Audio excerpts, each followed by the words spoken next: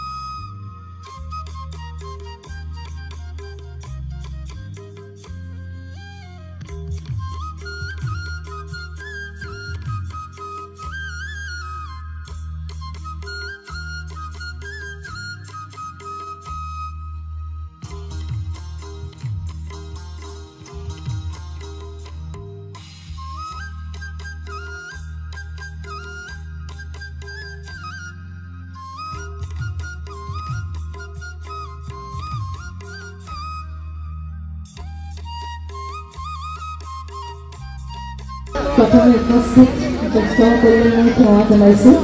শ্ৰদ্ধা নিবেদিছোঁ আৰু আটাইৰে বহুত মৰম যাচিছোঁ আচলতে বৃন্দাবনখন ইমান ধুনীয়াকৈ সজাইছে সেই নচাত একেবাৰে পাকৈত নহয় মই চখৰ কাৰণে চেষ্টা কৰিছোঁ নাচ নাচত লাগিয়ে গৈছোঁ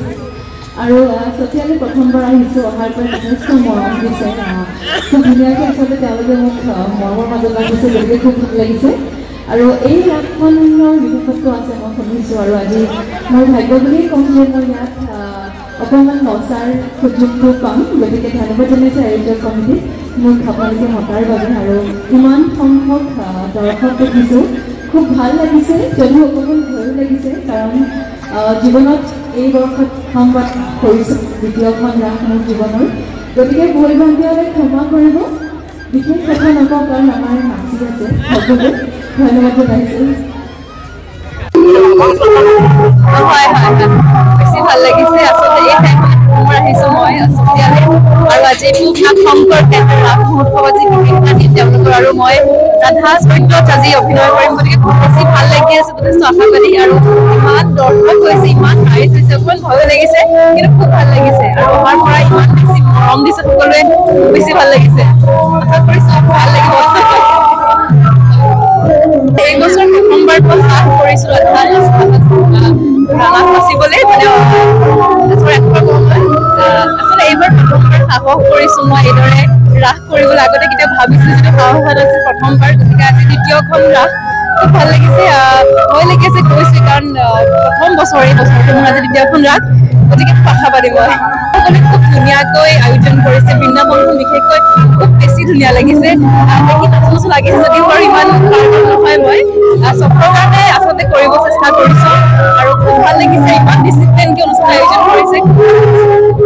আমি অতি আপ্লুত হৈছোঁ যে আমি পূব নাগশংকৰ আমাৰ দুদিনীয়া যি কাৰ্যসূচী আমাৰ এই ৰাস মহোৎসৱৰ আমি দৰ্শকৰ অভিজ্ঞতাৰ সহায়ে আমাক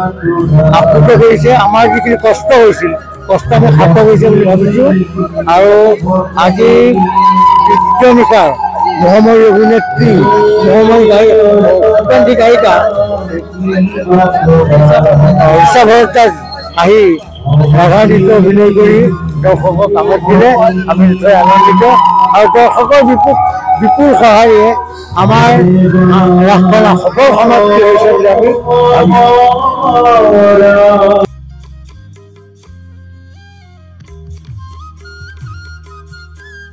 ব্যুৰো ৰিপৰ্ট অসম টুডে।